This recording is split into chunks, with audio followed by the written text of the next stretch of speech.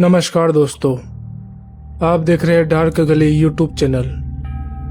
आज की कहानी में आगे बढ़ने से पहले खौफनाक और डरावनी कहानियां सुनने के लिए चैनल को अभी सब्सक्राइब करें। तो चलिए बढ़ते हैं आज की कहानी की ओर।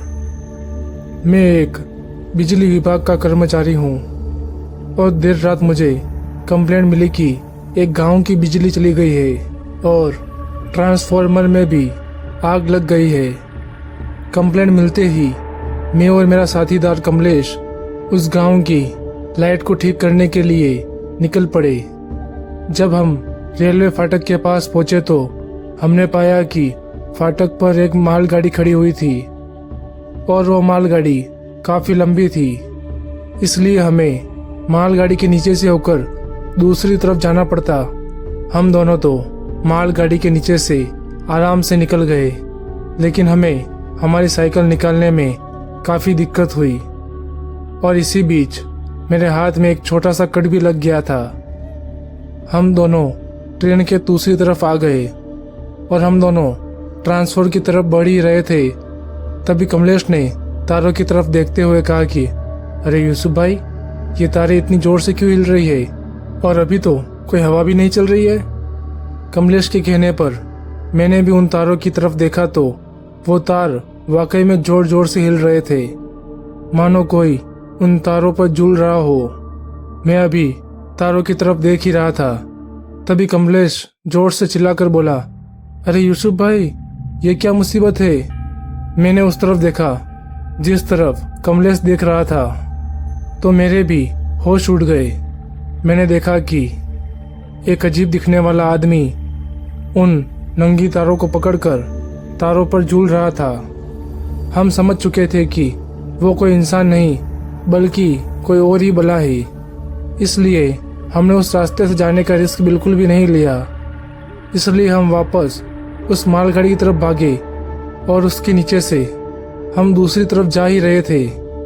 तभी कमलेश को किसी ने पकड़ लिया और उसने कमलेश को पकड़कर इतनी जोर से खींचा कि पलक झपकते ही कमलेश कहाँ गायब हो गया, मुझे पता ही नहीं चला।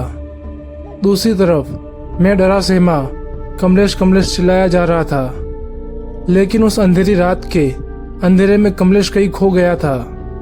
मैं अभी वापस अकेले ही घर जाने की सोच ही रहा था, तभी मुझे कमलेश की एक जोरदार चीख सुनाई दी। कमलेश की आवाज उसी तरफ से आ रही थी जिस तरफ हमें तारों पर लटक रहा भूत दिखा था। मैं ना चाहते हुए भी हिम्मत करके उस तरफ गया और उस तरफ पहुंचकर मेरी आंखों से आंसू की नदियां बहने लगी। मैंने देखा कि कमलेश उन हाई वोल्टेज नंगी तारों से उल्टा लटका हुआ था और वो भूत कमलेश का पैर पकड़कर तारों पर झूल रहा था। उस वक्त मैं चाहकर भी कुछ नहीं कर सकता था, लिहाजा मैं वहां से भागने लगा और रेलवे फाटक पार करके सीधा अपने दफ्तर पहुंच गया। मैंने दफ्तर पहुंचकर बाकी के कर्मचारी को सारी बात बताई तो मेरी बात सुनकर वो लोग भी डर गए थे और किसी ने हिम्मत नहीं की कि वहां जाकर कमलेश को बचा सके। फिर अगली सुबह जब हमने जाकर देखा तो कमलेश की लाश हमें तारों के नीचे पड़ी हुई मिली। बाद में हमें पता चला कि कुछ साल पहले यहाँ के जमींदार ने एक गरीब परिवार के जवान लड़के को जिंदा उन तारों पर बांध दिया था।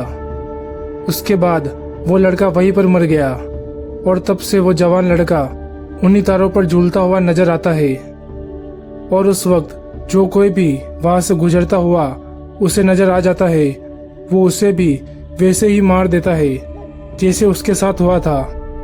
ये सब जानकर मेरी आंखों से आंसू रुक नहीं रहे थे, क्योंकि मेरा दोस्त और साथीदार कमलेश बेमतलब मारा गया था।